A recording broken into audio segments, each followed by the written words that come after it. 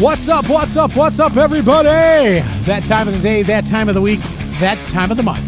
Yes, it is. I kept it to normal this time. You did. You're listening to the good, The band. the ugly. I'm Big Papa. And I'm Jeff. Just Jeff. You have to change your name to like Jeff the Hammer Shapiro or something.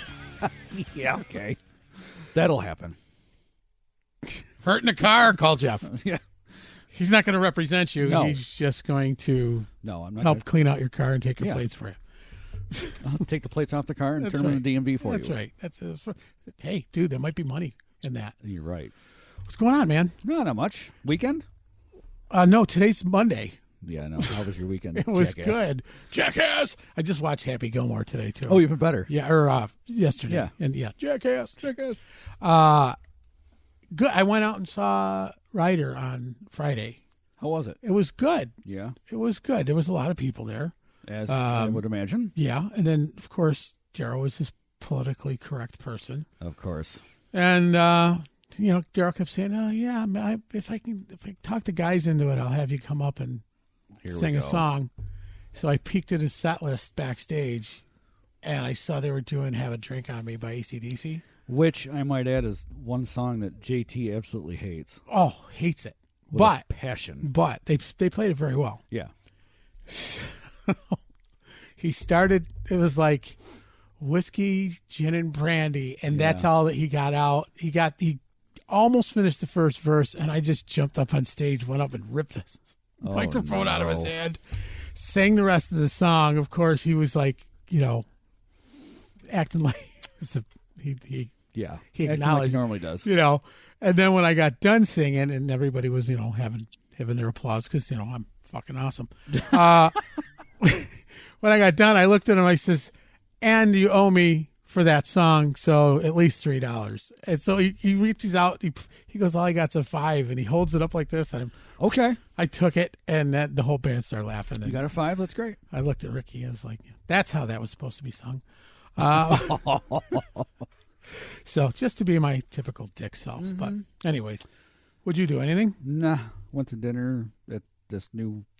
Well, it's not... Yeah, it is a new place. Friendlies? Yeah. It was great. I got my banana sundae. Did you get your Yeah, banana it's sundae? great. Yeah. Did you have to wear assless chaps to bring it home? The Hop Spot. The Hop Spot? Where the fuck is that? It's on Walden Street in Syracuse. Really? Near the most. Aren't yeah. we too... Wait a minute. School's in session. Right. We're not supposed to go... In the city? Yeah, we're townies. We're not. Yeah, I know. We can't go there. You I get know. killed. You get shot. Actually, it was good. Was it? Yeah, it was good. Because of the beer. Well, Yeah, tons of different beers. It was It was great. Wah, wah. No, thanks. We already have the Good Nature Brewing Company is the only brewery for me. It is. The only brewery That's that you paid need. us. That's paid us. That's paid us. So the Hop Spot, go fuck yourself. Hey, Pay now. us. Hey, I didn't say that out loud. No, you didn't. All right, let's Anyway. now that we got all the F-bombs out of the way and the niceties. Yeah. We have a wonderful guest on our show today. We do. That was really the do. politest way I've ever introduced It is, too. anybody. I Usually met it's- this gentleman at the Usually, Booty. hey, this jackass is coming on next. Oh no, they don't know that. It's not when they're on. Oh. Met this gentleman at the Booty Foundation show. Cool. He sat in and drummed for our friend of the show, Mr. Jeff Tortora. Oh. Yeah, Oh. or Tortora. Our attention whore. Yeah, well, he's not today. I thought he'd No, jump I on know. by now, but he hasn't. Give it time. Sons of bitches. But this gentleman has this almost a similar path as Jeff's, just not in 77 different bands. Yeah, no kidding. Because he probably has a little bit more of a life. Mm-hmm. So we're going to welcome to the show Mr. Randy Wooten. So, Randy, come on down. Come on down. Boom. Like he was waiting hello. for it. Oh. Perfect timing. Thanks for having me, Do you guys. see what's the How best you doing, part? Randy?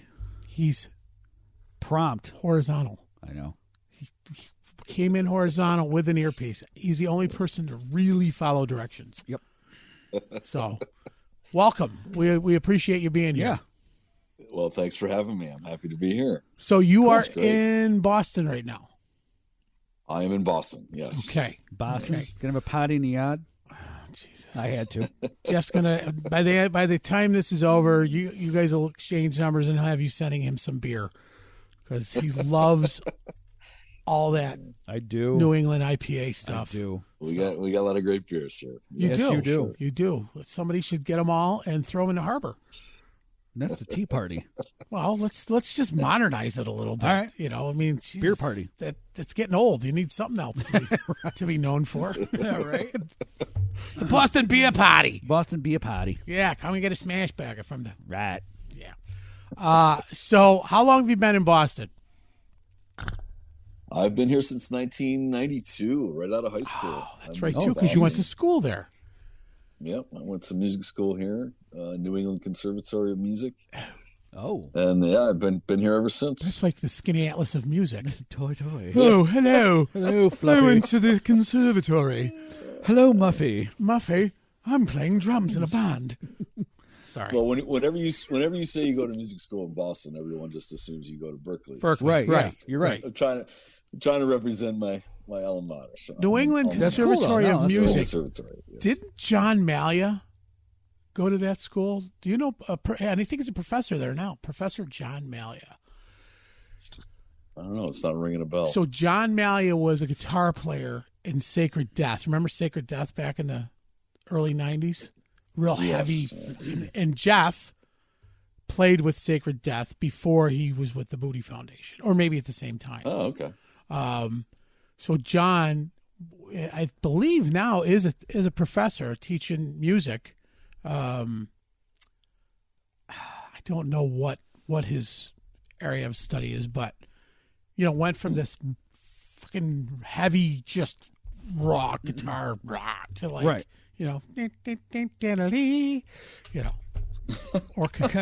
Orchestral. I can't say it. I got a fucking mouthful of marbles today. But yeah, I was like, yeah. So I think that's where he's at. I think he's at the New England Conservatory of Music.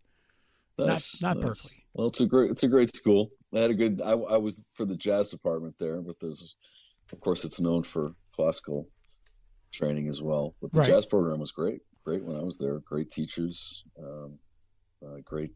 Great students as well. I met still to this day lifelong friends from the people I met there. Right. Great musicians. And you went to FM, graduated in 92 as you put, and you and I both have a similar history.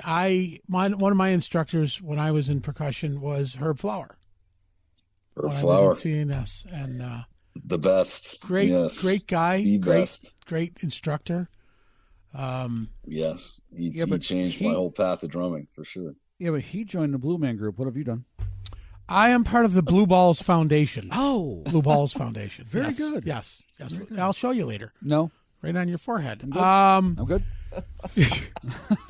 And I tour with them all the time. Yeah.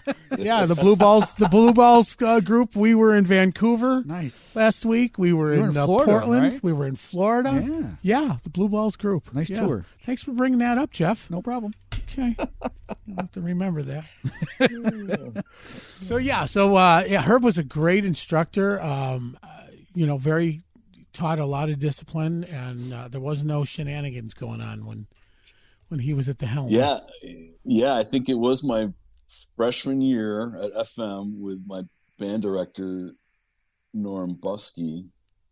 I think it was a combination of Norm Buskey and my friend who I became friends with, an older classman named Mike Cortese.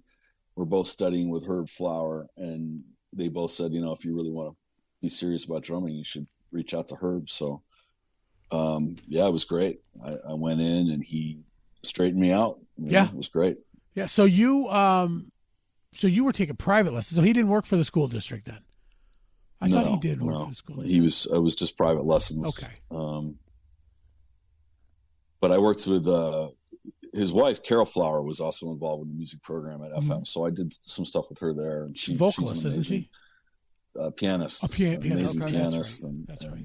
So was lucky to have them in our district. Yeah, well, that whole family was musically talented. I mean, anything they touched turned to gold. So, and they're part of that Syracuse elite kind of, Yeah. you know, the DeSantis kind of, Yes. you know. So yeah, that's awesome.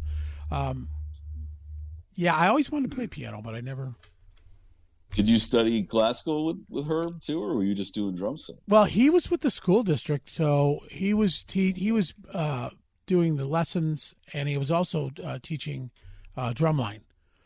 So I was in field band and was in the drumline with me, Darren Scott, who had a different last name back then. I'm not going to throw him under the bus. Turnbull. No, don't say it out loud. Bob. Back then it was Bob Schroeder, but now it's Bob Schrader. Another drummer that's been all over. Myself, Jim Kelly. Oh, that plays our friend Jim. That plays with not the quarterback. Who does he play with? Who doesn't he play with? This is true. So Jim Kelly played with him. We were all part of the same drum line. Nice. And the embellisher. Was also the drum line. Dear God. Yeah, the embellisher. We don't mention his name will not be mentioned. It's just we just call him the embellisher. Let's leave it at that. So go back through our shows and watch the 3-hour episode throwing every lie he ever told under the bus and debunking it. It was pretty cool. All the way from Florida and Syracuse, to joining Warren. Yeah. Anyway, so I digress. So so you had Herb. You studied jazz, but you were playing more rock, funk. What was great about Herb is you got everything. Yeah, he was an incredible drum set instructor, but I was also involved with all the wind ensembles and orchestras. So like my classical, my reading, my mallets, timpani, xylophone, percussion, just overall percussion instruction as well. That's where I sucked. So I sucked.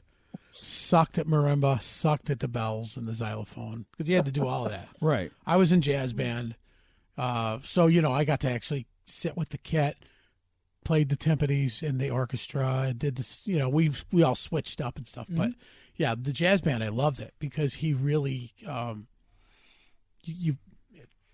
people that don't have to play with music, reading music. Drums, they think drums are just felt, but when you're reading music, you almost have to translate how the guy who wrote it felt. And then you have to put your own heart into it, but you can't go too far off. Exactly. Not in a music program, because then they'll look at you like, where are you going? Dude, there was no fill there. What are you doing? Right. So you can't go completely off book, which I'm sure is the same way even now.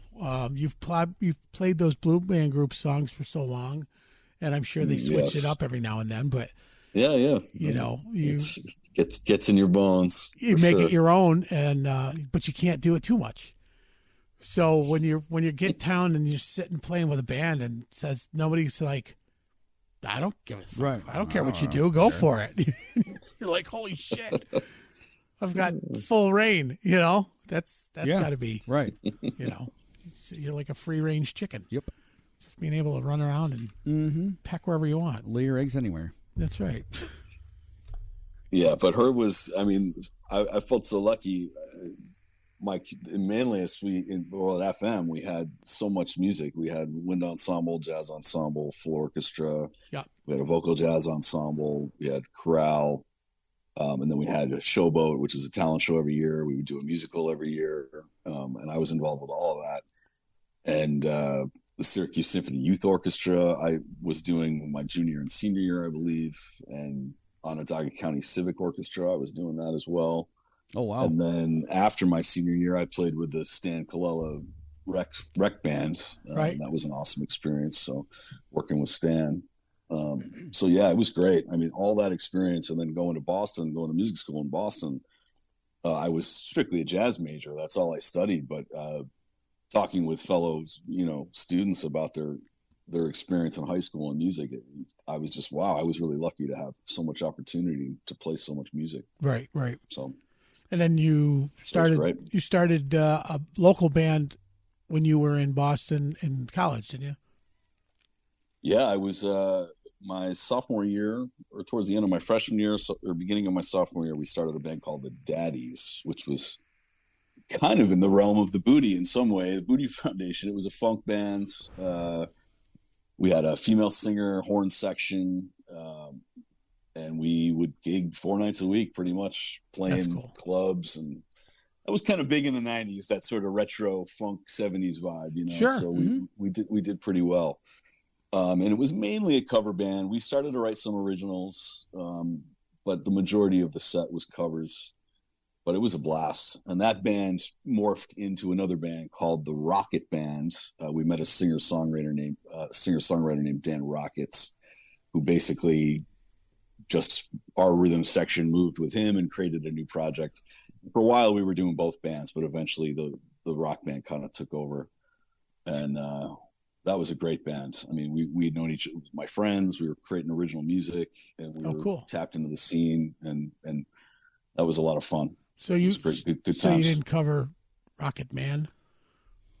Could have just been like, Rocket no, Band, we never did, actually. coming to a bar near you. Oh, God. When I'm not around, my bandmates are blue. Anyway. What? Come on. I got to get it in there. Yeah, I know you do. Yeah. It's my humor. Shut up. And then you mentioned earlier, when before we started recording this, you had another band called Zigzag Zen. Yes, so that's the next step. So after the Daddies and when the Rocket Band ended, or actually towards the end of the Rocket Band, I started reconnecting with my childhood friends, Rich Taylor and Andy Taylor, who were the founding members of Zigzag Zen, which is a Syracuse band. But I've known those guys my whole life. Mm-hmm. And their brother Josh was playing drums, and he left the band. And they needed a drummer, so I started coming back, doing shows with them in Syracuse. And then eventually, when the Rocket Band ended, that band sort of took over for me as my primary focus. Mm-hmm. And they ended up moving to New Hampshire, and we started playing sort of a New England circuit. We were playing around New Hampshire, Vermont, Massachusetts, Maine, and then back in Syracuse on occasion too. We'd come back and play here as well. The flip-flop circuit. That was basically all original music as well. So right. it was great going from a very intense original project with the Rocket Band in Boston, and then taking kind of all I learned from that and working with my childhood friends, creating our own music. And it was such a great special time because I was reconnecting with my childhood friends, and we were writing music together, and it was a lot of fun. It was great. That's cool. So what was the music of Zigzag Zen? What was it? What would you call it? It was rhythmic in the sense that it was sort of ska reggae in some ways, but also we'd play heavy rock grooves like Led Zeppelin, or we'd play funk grooves like James Brown. It was kind of a mix, but it was a trio. It was bass, drums, and guitar, mm-hmm. and Andy, the was playing bass and singing. So it was kind of a stripped down sound, but kind of a raw sound, but kind of high energy and dancey and funky, but with great lyrics. He's a great lyricist, Andy, so it was always had depth to it as well. So it was really, really great project. Cool. And it was all originals. We did a couple covers, but it was mainly original music. So. Now, can anybody find any of the music? Is it anywhere? Is it out anywhere? It's funny with the Rocket Band and Zigzag Zen. It was all before the internet, so it was like late '90s and then early 2000s. So we have some CDs. I still have a bunch of Rocket Band CDs, but we never really put it up. I mean, I think you could find some of the Rocket Band stuff if you search for it, but Zigzag Zen, the stuff that we recorded, I don't think we have up online anywhere. So we'll work on that. Hopefully we'll get that up at some point. Well, you have to get it up. You had. I'm not going there. You're such a dick. If you have a problem getting it up, call Jeff. He can help. No, he can't. Because you gave me that look because you knew where I was going with this. I was like, steal my thunder, motherfucker. I walked in. Yes. A lot of, you guys were popular enough that, you had articles written about you in the newspaper. You had a decent following. It was original music. You had CDs that I'm sure you sold. You'd be surprised. A lot of people are remastering. Sacred Death is going to remaster. They're going to come out on vinyl. because a lot of people are coming out on vinyl right now. I think they're going to do 500 copies. I think everybody's out on vinyl now. Yeah. I mean, our friend Pete Merluzzi. Yeah. You know, Pete's got his band over there, Doomslide. Yeah. That's some cool shit. People should listen Very. to that. But, I mean, you'd be surprised who would be into that. I mean, Syracuse. Yes. It was a tough market in the 80s and 90s. You know, it was before Albino's burned out. So there was still a lot of bands to compete with. So if you were putting asses in the seats and feet on the floor, that was an accomplishment. Mm-hmm. You know, because there was a lot of bands that didn't do shit, that stayed in their garage or stayed at Albino's, and that's where they played. And they get a keg and they charge to have people, their 40 friends pack into a little shitty room that smelled like dog piss. But I mean, you guys were doing well, and like I said, I found articles online about Zig Zag Zen, and that's how I knew about the band. Right. So who knows who owns the rights to the stuff? Guys, talk and put some shit up on Spotify. Stop being a bunch of pussies. So I'll have to talk to those guys to see about it. Yeah. It's well, the most recent stuff that we were writing before we called it quits, we just have demos of that.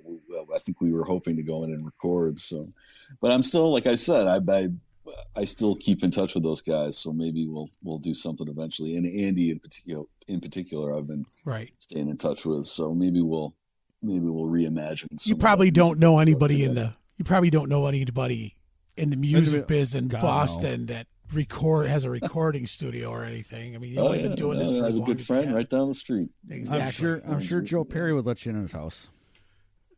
Okay. All right. You're being awfully chatty today. Did your wife have a talk with you? Don't just sit there. Talk today. No. I'm telling you, people would listen. We would. So for those of you who are listening to this, that are a friend of Randy's, because that's who's going to listen to the shows. They're going to be friends and people that. I think we should all encourage as many emails and messages on Facebook. Yes. To Randy and Andy and all those guys to put something together. We want to hear it. So the next time you're on here, you'll be doing a Zig Zag Zen reunion show at Syracuse at Sharky's. And there you go. Well, we will help you promote it. That would be great. Yeah. See how easy that is? All good. Boom. It's for a measly, 12%. It's not a lot. It's not a big deal. It's really not a lot. No. We take the 12% first. What we anticipate this ticket sales will be. Yeah. Yeah, I hope you're not anticipating a big crowd. Anyway. You're right. So you joined the Blue Man Group, and you've been with them, 12, 13 years now? 13 years, yeah. Wow, 13 years. What was it like getting that call? It was great. I mean, I was kind of just playing, freelancing, doing a little teaching, kind of struggling I'm living in Boston. It's super expensive here. Yeah. So I was waiting tables, and I was taking every gig I could. And when the call came in from Blue Man in Boston that they wanted me to join as a sub, which is just a part-time position, I was super excited. It was a foot in the door. And I was a sub for about 2 years, and then I went on the national tour. I got asked to go on a full-time job touring the North America. So that was from 2012 to 2013. And then when that tour came to an end, I was fortunate to get offered the full-time job in Boston, which there's only one full-time drummer in Boston. So that was a really hard position to fall into, and I'm glad I got it. And so then I was full-time in Boston, starting in 2013 up until when I left to go on the world tour in 2016. I got called to go on the world tour, and that turned into 4 years. I was on the world tour for 4 years up until the pandemic shut it down. Right. So when that happens, everything shut down. And then when everything restarted, I was lucky enough to get asked to come back to Boston as the full-time drummer and resident music director. So I'm also the music director there as well. So explain to our listeners, first of all, the international tour. We talk to so many different national artists, and a tour can be 6 weeks. It can be 3 weeks. It can be 4 months. How long was your international tour? Each leg, let's say. Each leg. So the first contract, I think, was about 13 months, a little over a year. Okay. Holy shit. Yeah. All right. Yeah, it was pretty intense. Every week. Well, what's great about the tour I was on, the Blue Man tour, is like it started in Singapore. I was in Singapore for 7 weeks. So I was there for 7 weeks. And then the next city was like 2 weeks. So it was usually a minimum of a week. Right. Usually it was 2 weeks. Sometimes it was longer. Singapore was long. We were in Zurich for a month. We were in Tel Aviv for a month. We were in China. When we were in China, I think we were in Beijing for 3 weeks. Shanghai for 2 weeks, maybe 3 weeks. I went to China twice with the tour. But like that's what I'm saying is a lot of the stays were a week or two, so it was pretty nice because you'd fly in, you'd have a few days off, and like you're not like traveling every night. Right. It was great. I mean, I loved it. It was everything, everything's taken care of for you, and it pays well, and you're just basically getting paid to perform and tap into the community and perform and travel, and you have time off, and it was great. It was awesome. It was great. You're on tour, and these questions I feel comfortable asking him versus somebody else who's going to be like, none of your business.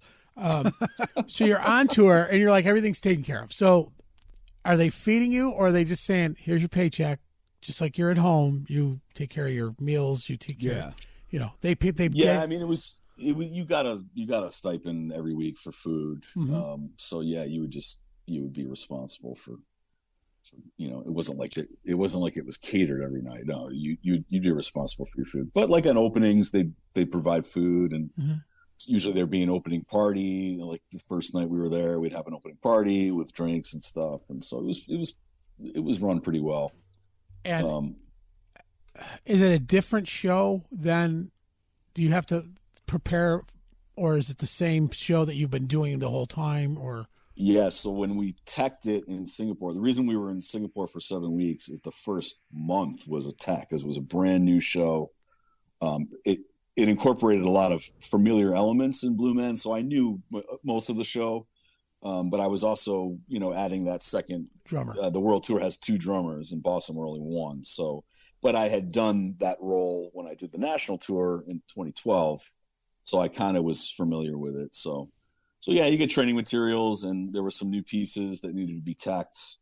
And that was why we were in the first 4 weeks. We're teching, a lot of the directors from New York came out, and it was like a big, exciting time putting on a new show. And then when we opened and we're up and running, it's ready to go. So, and the cast on the international tour, there was 3 drummers and 3 string players, but there's 4 people in the show. So we had an extra guy. So that's how we would have a couple days off. Yeah. Okay. Which was different at the time. It was different than when I did the national tour. I played every show. And I think the reasoning behind it was when you're traveling international, you need visas and stuff like that. So if something happened, we'd have to cancel shows. So if we have an extra guy, at least they have a buffer zone there. Like another guy that's got the visas and is there and ready to do the show. So, but the plus side is we get days off. So we usually have 1 or 2 days off. So for those who don't realize and haven't put 2 and 2 together, on at least one of the international tours, I don't know if he was on both, but you toured with Jeff Totoro, who we all know. So that's is our friend of the show. If you say his name one more time, it's gonna be like Beetlejuice. Jeff Totoro. I'm looking to see if he's gonna pop in. Actually, Jeff. He's usually got rehearsal. He's got rehearsals. He usually has rehearsal. Yeah, he does have rehearsal. He's too busy. He's always busy. Well, I know Blue Man's got rehearsal. Yeah, but if he's not with Blue Man, he's with Count 77. If he's not with them, he's with Stoney Curtis. If he's not with them, he's with actually, he else. doesn't play with Stoney Curtis. Oh, no, you're right. But still, I mean, he plays with, what is that, tendonitis or Tinnitus. I know. I just want Tinnitus. I want to balls. That Tinnitus. band Which we Tendinitis. did, which that, by the way, speaking of, I know band where you're going tinnitus, with this. Go ahead. That was the huge thing on the tour. Like he was so vigilant about trying to find for us places for us to play. So usually every country we went to, we'd have a tinnitus gig, and it would be us to be the guys in the Blue Man Band, and we'd put it together and perform everywhere. It was great, and that was such a fun element along with the tour, because you're tapping into a different part of the community. You're playing rock clubs. You're meeting local musicians, Right.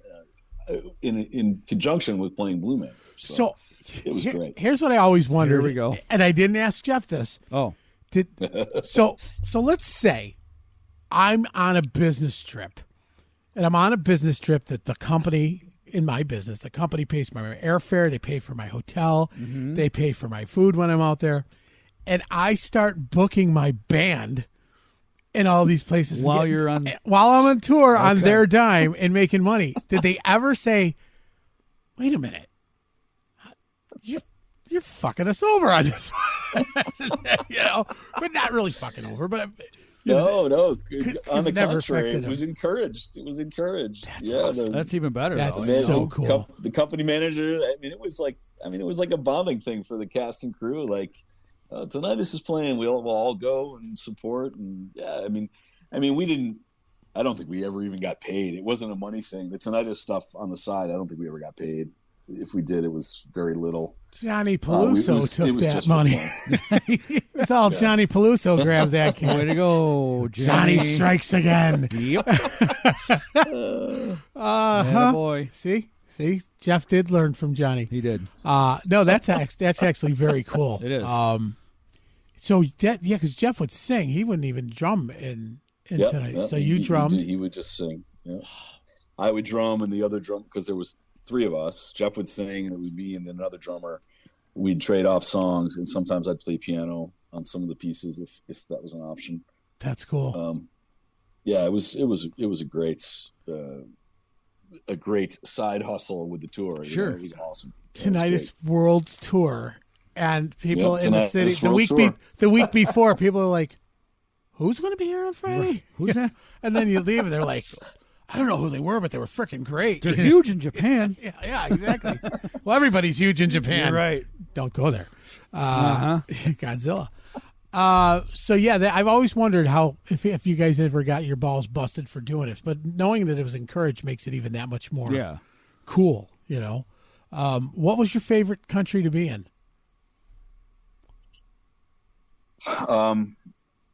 That's tough. I really don't say Taiwan either. You dirty. I really enjoyed Tokyo. Tokyo was one of my favorite cities. New Zealand was one of my favorite countries. We were there for almost 2 months, a little over 2 months, I think. And I got to travel around a little bit.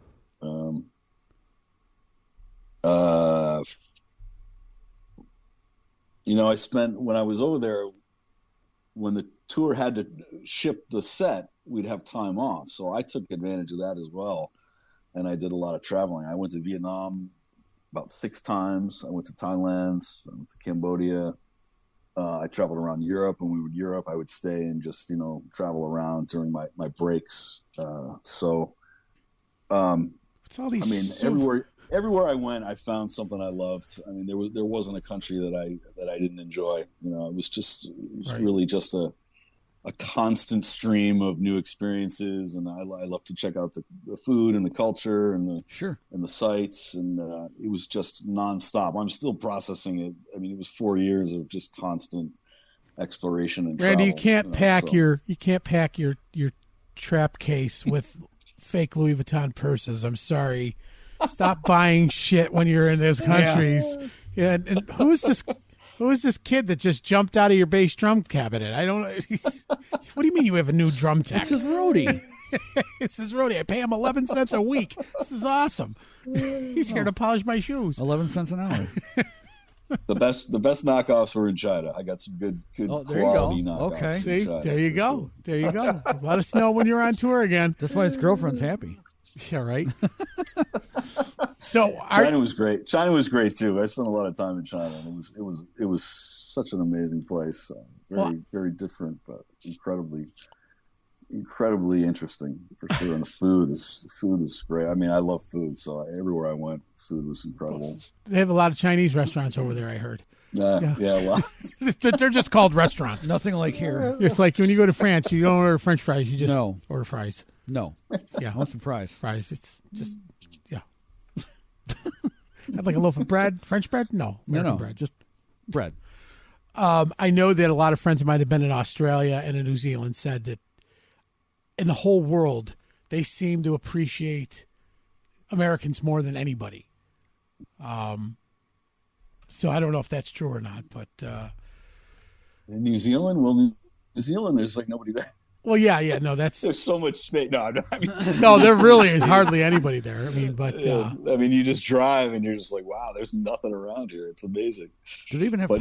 No, New Zealand was great. People were awesome there. People were awesome everywhere. I mean, and maybe we were in a little bit of a bubble because we were in the show and we always got, we did meet and greets after and everybody really enjoyed the show.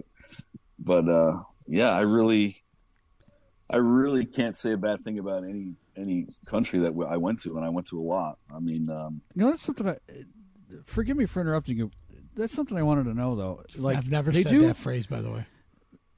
They do their meet and greets and stuff. Do you have a translator there for you? No. Okay. Because we don't really smiled and bowed at the meet and greet. Well, the Blue Men can't talk. I mean, that's in their contract. But for the band, when we're taking photos, we're just taking photos, and people will say hi, but it's we didn't have a translator there for that. I just wondered, it's pretty quick. People are just taking photos, and they might say hello. And, but if you're spending the day on your own, right? That's kind of what I was getting at. Like, and you're in China. I see. I mean, China's you're not really walking around doing whatever the hell you want in China without kind of like somebody helping you out, reading the signs and stuff for you. Google Translate, and then you just find ways to. Yeah, well, now they got some good shit now. Just hold the most important thing is in restaurants. Luckily, most restaurants, well, especially in Asia, will have pictures, or when in doubt, just point at you see somebody eating something, you say, "Oh, that looks that good. looks great." Like, wow, he's the first guy to ever order, second guy to ever order turkey balls. Okay, well, awesome. He probably doesn't know what these are yet, but they're lamb fries. Yeah, right. Rocky Mountain oysters. Mm-hmm. Yeah. That's pretty cool, though, if you think about it. I mean, I got thrilled going through frickin' Epcot Center, for God's sake, because I felt like I was touring the world. I'm just saying. Okay. His version costs a lot less money than Epcot. Well, yeah. Yeah, for sure. But I well, the China Pavilion in Epcot is the Temple of Heaven. That's in Beijing. I went to what that's built after. I was like, oh, this is the same thing from Disney World. It's like, this is boring. I've been here. Seen it before. I've been here. What the hell? Oh, look, Mushu pork. You assholes. I've had all this food before. Oh, fried rice? Yeah, I had it. Well, lucky number 13. I don't know what that is here, but I always get it no matter where I order it. So, grasshopper stir fry. All right, there, fella. What was the weirdest experience? I'm going to ask that because there you go. We I don't normally ask. I want to ask these questions. Yeah. So what was the weirdest experience that you had that you're like, what they want me to what? The weirdest when I was on the world tour? Yeah. I don't know. There wasn't really anything weird. I mean, there was like when we were in, like, everywhere we went was relatively safe, but we did go to Manila in the Philippines, and our hotel was not in a very safe neighborhood. So I guess and I was with Jeff. Actually, if Jeff was here, he could confirm this. We were looking up a restaurant to go to, and it said it was like a 10-minute walk, and we were asking the hotel concierge, like, oh, is that a walkable? Is it, and they were like, no, you gotta take a taxi. Don't walk. And we're like, yeah, but it's only 10 minutes. They're like, no, you really should take a taxi. And God. So I don't know. There were a few moments like that where it's like we were also in Johannesburg in South Africa, and that is sort of not very safe. But even with that being said, we were always cautious, and we were never in. I was never in a situation where I felt unsafe. Really, I mean, Manila. I did walk around Manila a little bit, and it's just very different. I mean, people are trying to sell you things. People are trying to pull you into buildings, and but it's not like, as long as you're smart about it, and you stand tall and talk with a deep voice. No, right? No means no. Right, My eyes are up here. But also, we went to Saudi Arabia, actually, too. We were the first international show to perform in Saudi Arabia. And that, we were all a little anxious to, didn't know what to expect going there. But it actually ended up being one of the most rewarding times, because the audience was mixed, and it was the first time they'd seen an international show, and the people were just so supportive and so happy to see something new. I mean, this new show right in Saudi Arabia. So that was really rewarding, and the meet and greets were great. People would come up and be so thankful and so happy and enjoyed the show. And then that spoke to, wow, this show's not bad. It seems like everywhere we go, people have a great response to it. Right. So I'm very proud of that fact with Blue Man, for sure. When we traveled the world, bringing it to places that had never heard of the show. So, and then when you went back the second time, then all of a sudden you're an old pro at the cut. I know where we're going. We're gonna go see my friend Mahmood. You take a left up here. Yeah. Take a left. Again, if Jeff was on the call, he would. So the tour did go to Saudi Arabia twice. Jeff and I went the first time, and then it went back. The tour split into two versions, and Jeff was on the version that went back the second time to Saudi Arabia. But that's when I was in Japan, I think, at the time. I was in a different country. But. Did you go to Russia or any of the? I should say. No. So that's Jeff. That's Jeff went. Tour. Yeah, he was in Russia, and I think I was in. I might have been in China when he was in Russia, I think. Make sure we had all our communist bases covered. Yeah. Yeah, right. Might as well learn to speak the language. No. Not going there tonight. I didn't say a word. Anyway. No, that's cool. Do you miss that part? The traveling? I do miss traveling. Because I got so comfortable with it. I got so comfortable with, I got to fly to Hong Kong tomorrow, and then when I'm there, I'll spend a few weeks, and I'm gonna fly somewhere else. I just got so used to, trying to map out my year, my months, where I was going to go and what I was going to see, and but COVID really changed everything, obviously. Sure. And right now, I did it for 4 years, and I will say towards the end, the last city I did was Basel, Switzerland. I did China for a big. I came back from China January 13th of 2020, and then I went to Switzerland the end of January of 2020. And when I came back, I had a little bit of a break. I was supposed to fly to Egypt on March 21st, I think. And that's when everything started to shut down and everything got canceled. And I will say that last week in Switzerland, I was starting to get a little exhausted, but I was just going into a break. So I think I would have been fine going back out. But that being said, now that I'm back in Boston, it's great to be able to play with other people and do stuff outside of Blue Man. Yeah. And just kind of be settled. I like that as well, but I do miss traveling. But your passport's getting dusty now. Yeah. Trust me, when I used to travel a lot for my other job, it was pretty much all just U.S. But when you do that so much and you get that routine, it's like, all right, I haven't gone anywhere in fucking forever, Yeah. And then when you do it, like I just did 3 weeks now. I was gone for 3 weeks. And on his blue ball tour? On my blue ball tour. And I'll tell you, it beat the shit out of me, because I still had customers here calling me at 7:30 in the morning here like they usually do, and I'm in Vancouver, and my phone's ringing at 4 in the morning, and I'm like, oh, somebody's gonna get killed today. Like, hey, you're gonna send me that email? I'm like, yeah, in 3 hours when I wake up, dick. I'm in I'm on the West Coast. Stop calling me, Mom. Yeah, Mom's checking in. Kidding. No, she didn't. But yeah, great. It's great to travel. It definitely. I always love to travel. I've traveled all my life. Luckily, with my family, my parents always like to travel. But this was next level. I was just traveling all the time, and it was like the world just was it just seemed smaller. I was like, oh yeah, a 13-hour flight, that's nothing, you know. I mean, it's not nothing, but I just got used to long flights and dealing with language barriers and currency exchanges and all. I just got so used to that.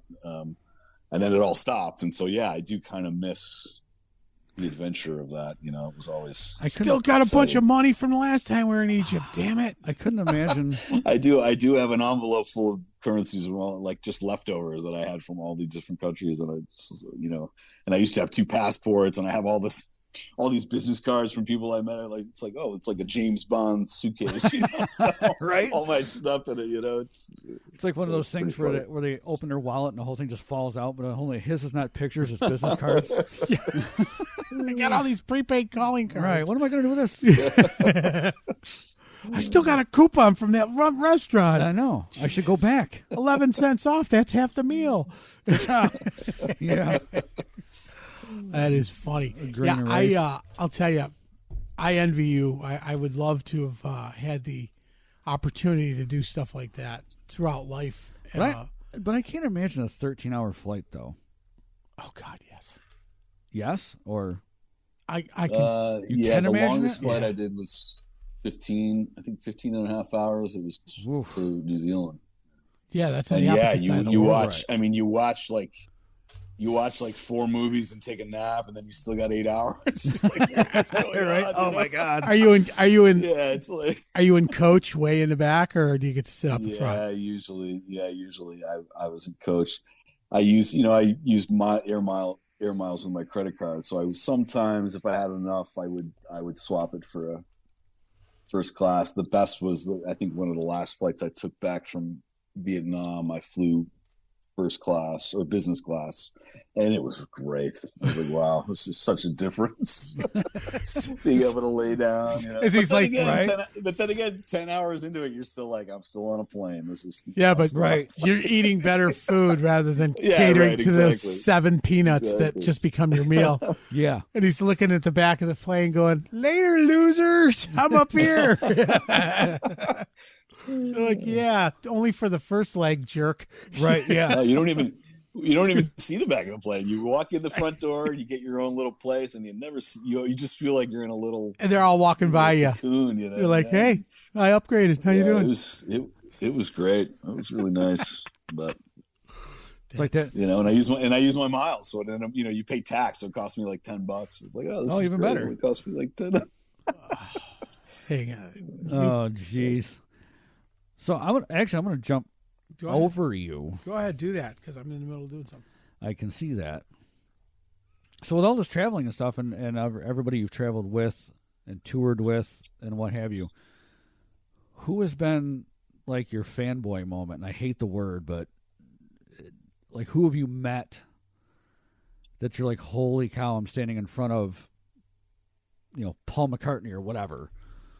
Well, the best story I have in that regards is when I did the national tour in 2013, the North American tour. We ended in Hawaii, and when we finished in Hawaii, I stayed, and a Blue Man friend of mine, Chris Smith, him and I traveled.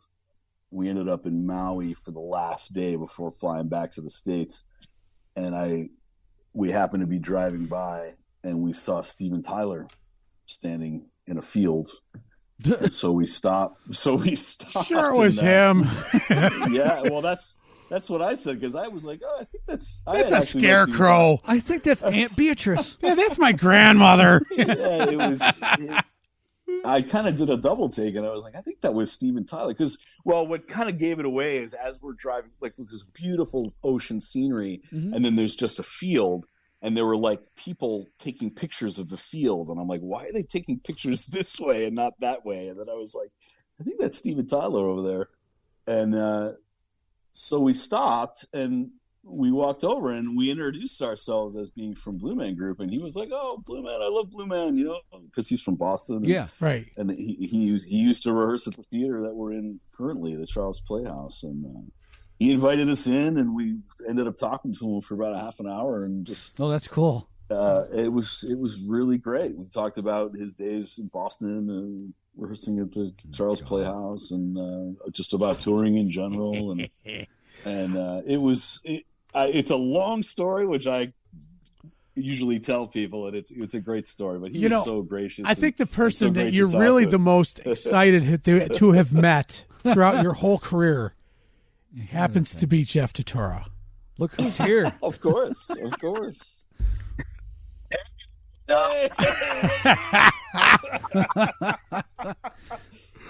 been meaning to get back to you, Randy, about stuff I think. Yes. I don't want to interrupt your thing, but well, the other time was with Isaac Hempstead, the guy, the actor who plays Bran Stark from Game of Thrones. He was at our show in Singapore. He came and did a meet and greet.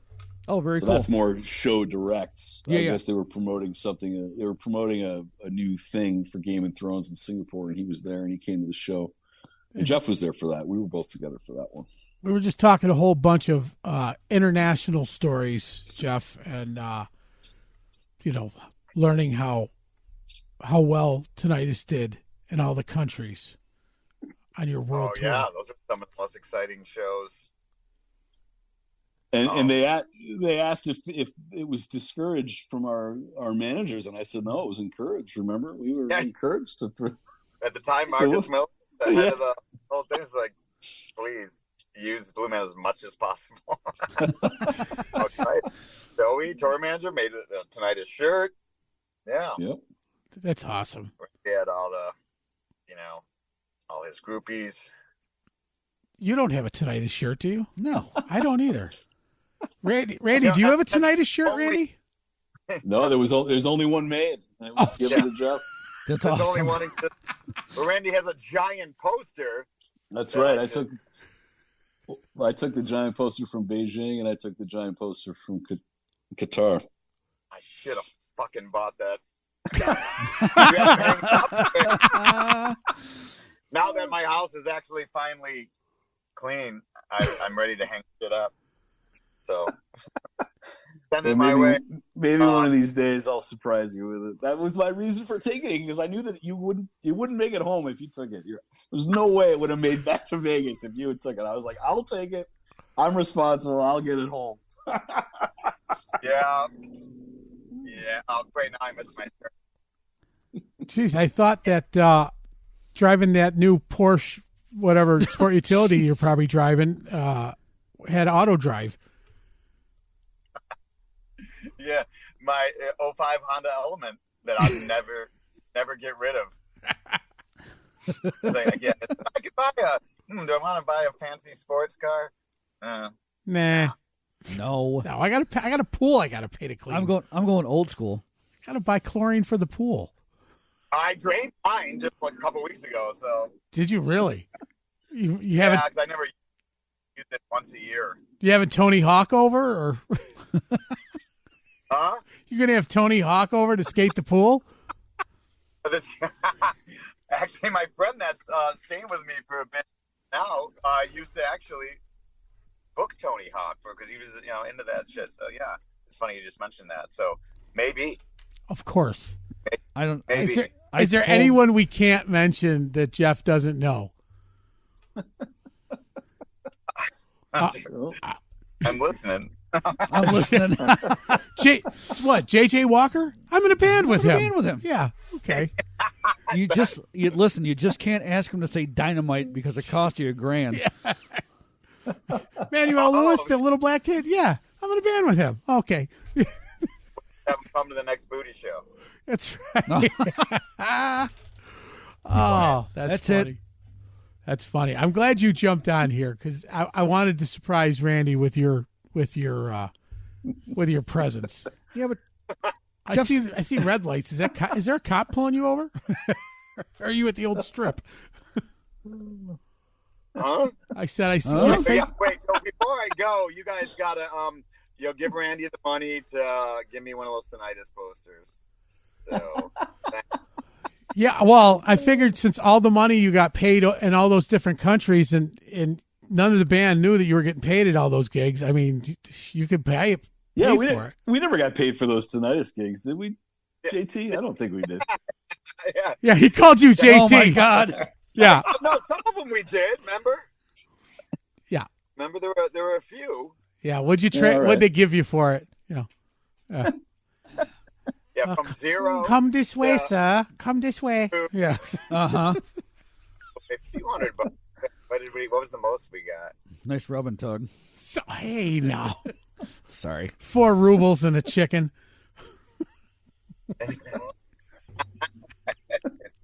What was he, Amish? Das Vidania.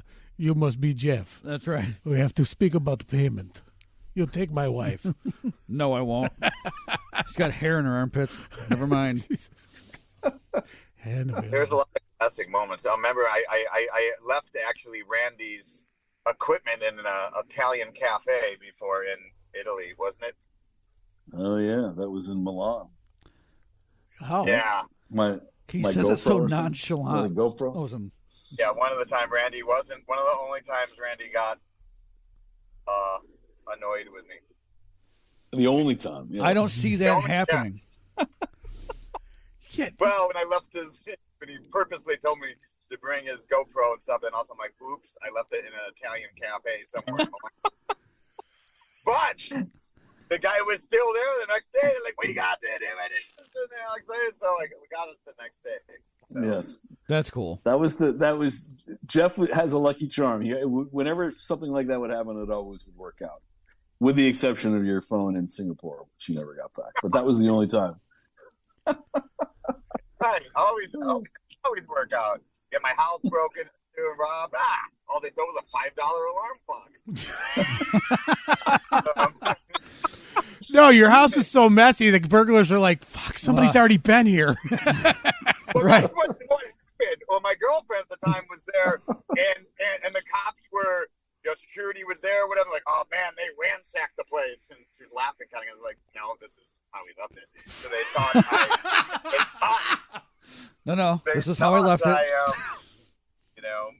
It's like shit. There's nothing here. People were already here. Damn. Yeah. Good thing they didn't look under that pile of clothes. Yeah, no shit. That's where all the money is. So it paid off to be for 20. Well, no, 3 decades, 2 decades. Yeah, Half. that's 3 years in dog life. Yeah. Yeah. Well, look, I gotta figure out where the hell I'm going. I gotta find this place that I've never been, and it's Randy's time. Yes, it is Randy's time. But I'll always share my time with you, Jeff. You know that. I know. See? well, you may get old and want to move back to the East Coast and have to play. And he's a director now, so Yeah. he's got Yes. he's got a title. He's one of the big wigs now. He is. He's one of the big blue guys now. He's one of the big blue guys now. So you might have to kiss his ass someday. So you go to that Boston show. If things are great, give him the credit. If they're not, say, hey, what's up, man? That's right. More accountability. Wow, that last show was fucked up. Now, because I think I'm a minute away. So I gotta look at my map, my directions. Jeff is sitting with you right, two Jeff. today at the Sphere. Yeah. Yeah, going to just put myself up on the Sphere right now. Get a Manny, will you please?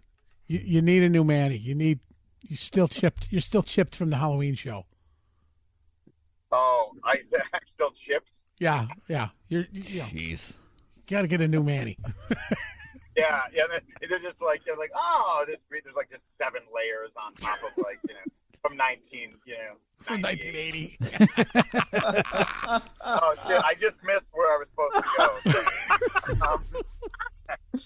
go. Just bang a Yui. It's okay. Yeah, not in Vegas. I guess I missed where I'm supposed to go. It's some warehouse building. Oh shit! It looks like I'm going to it still. Oh, I got to hit resend.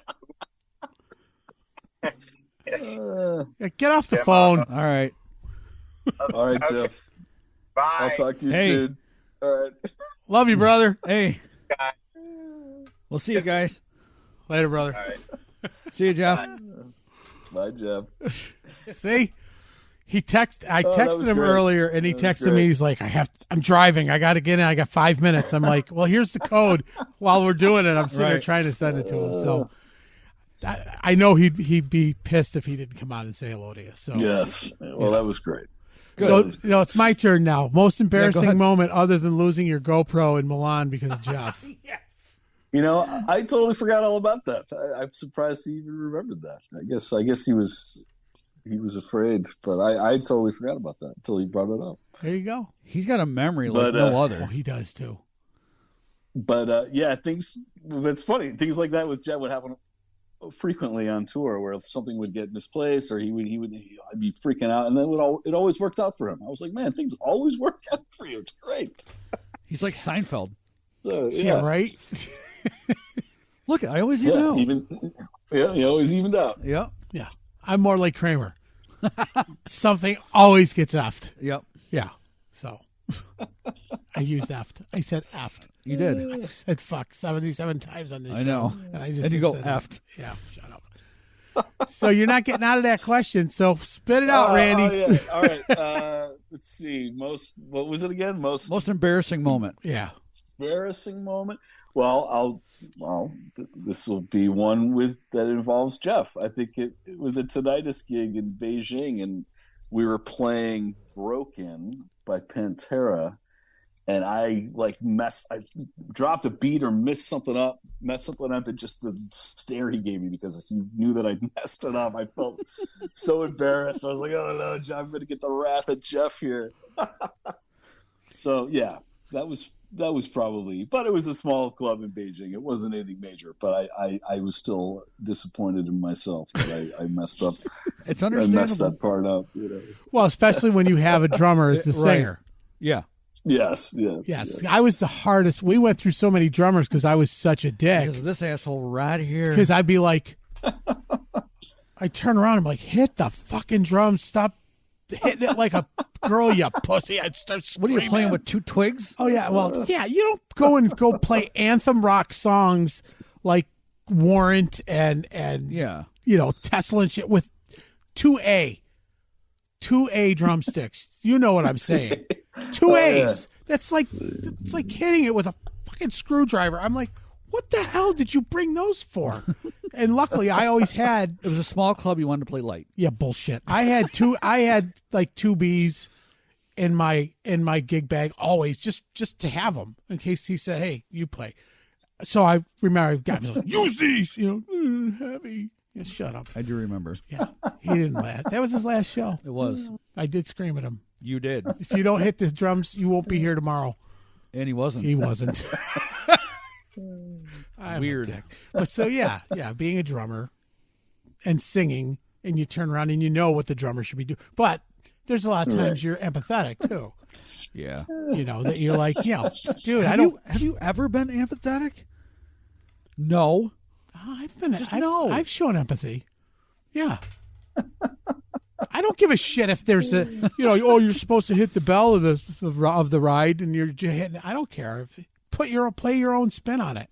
Yeah, okay. I never said anything about the fucking solos you played there, fella. I didn't say a word. Exactly. Yeah, that's what I'm saying. That's why I changed the words on every song I sang. I made it my own. Yeah, you did. They were all originals. Mm-hmm. Yep. Anyway, what have you got coming up? Anything around here that we can promote, or are you or out there that we can promote for your personal stuff?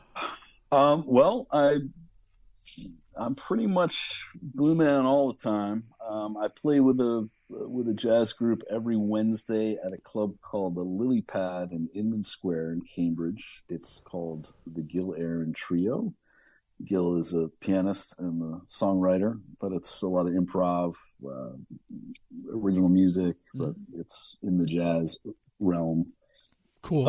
And then I have another trio that I work with. It's called Poppin' and the Chemist. It's a guitarist, Mike Hermans, who has a huge YouTube page. Mike Hermans, he does guitar pedal demos, so some of you guitar players might know him from that. I think the question is, are they chemists? We're all chemists. Yes, that's Very good. Musical Yeah, chemist. the group's called Musical Chemist. Pop Into the Chemist. Me, Mike, and George, the three of us. I've known those guys for years, and we usually play some of the clubs around Boston, some of the breweries. Speaking of beer earlier, Nice, yeah. Treehouse Brewery. I don't know if you've heard of that. Yes, Amazing actually, beer. I was there.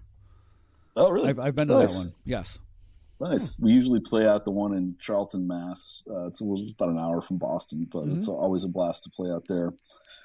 And then, that project with Andy Taylor.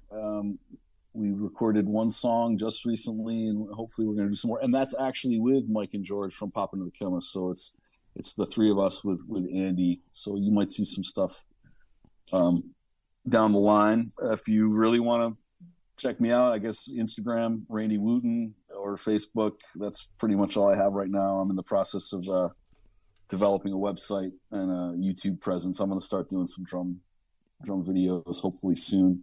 It's been in the works Very for a cool. while, but I'm going to sort of do that in conjunction with education, maybe write a book or just do tutorial videos. But If you need help with it, just listen, let us know. We'll hook you up with. awesome. I appreciate that. Thank you. With Yes. who? What I'm do you mean excited with to Rick? get With, working on with that. Rick Latham. Rick Latham.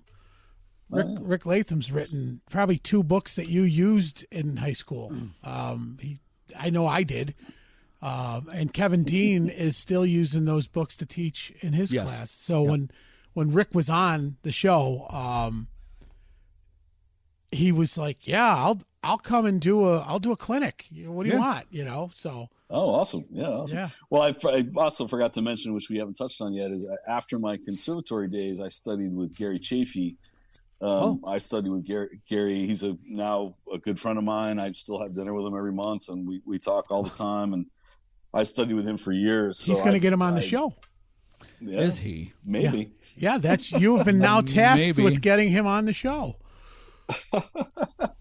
So that's a big part of, I sort of incorporate a lot of the stuff I learned from Gary, because he was sort of like my grad school. After the conservatory, I kind of dove into all his systems and his books. He's an amazing teacher. I think one of the best systems for expanding your drum vocabulary for sure. So, Yeah. Actually, if you're going to write a book, you should just write a book about your travels with Jeff. Well, we That'd be an originally entertaining read. we were gonna try and do like a little travel show called Chaos Castaway. Him and I, because we always go Okay. find the local coffee shops and go see what the music venues are, Sure. the good restaurants, and him and I just bantering about all the stuff we did. We should have started a podcast. You but we should have didn't. done that. You should have, or Or a if you YouTube still page. have all the videos, you could always compile Always something. upload, yeah. Trust me, you'd be surprised. That you would be very surprised. Didn't Ben do that? Ben did do that. Yeah. So Ben was the guitar player for Lionel Richie. Lionel Richie for over 20 years, and he would use a GoPro or whatever and record just wherever he was. Behind the scenes stuff.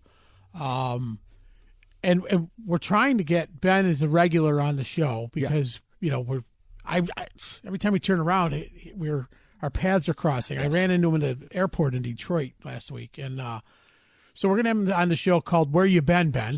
Yeah. And Nice. so and just maybe tell stories of the road, and I think that would be a cool thing with tell us a little bit about or put something together. If you put content, we'll link it to our page and we'll push it out to our millions of hundreds of millions, our tens of tens listeners, tens of viewers.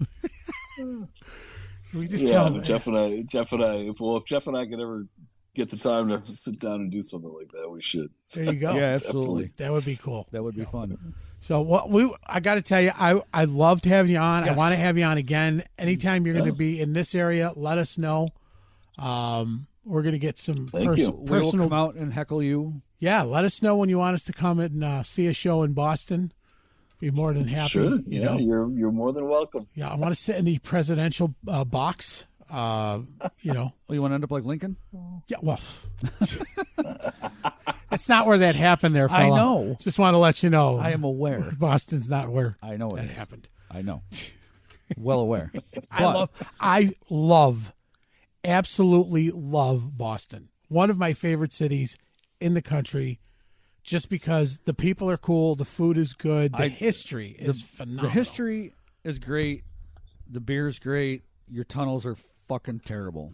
Oh, no one likes to drive there. The traffic's bad. No, the traffic sucks. Sucks. Yeah, I love Boston. I will say, when I came back from tour, just going through that process of discovering cities when you're traveling, and then you come back to your home city, and I kind of like look through the city with that lens. I was like, yeah, Boston's great. It's got great restaurants. It's got tons of history. It's very charming. It's clean. It's seasonal. Yeah, it's clean. It's nice along the river, and there's safe. all these new developments in Boston. Yeah, it's great. Yeah. It's a great town. You're eating an oyster in the oyster house, and you're going, "This is the oldest restaurant in the country." Yeah. In the country, this was it. This is who started. Somebody's like, "I'll sell you food." Yeah. Sell you something. So I mean, and like the little Italian section over there, the food is just banging, just ridiculous. Yep. So yeah, the food's great, the culture, everything. So yeah, I'd love to come out and see the show out there. Yeah, please do. So that would be great. Just friends and family discount. Yeah, you're welcome anytime. See, we're welcome anytime. But he did Yeah, not I'm here to see my cousin's band's playing. That's I right. have a cousin named Mike. Oh shit, they came. He doesn't realize that when we even recorded this. Just look out your window.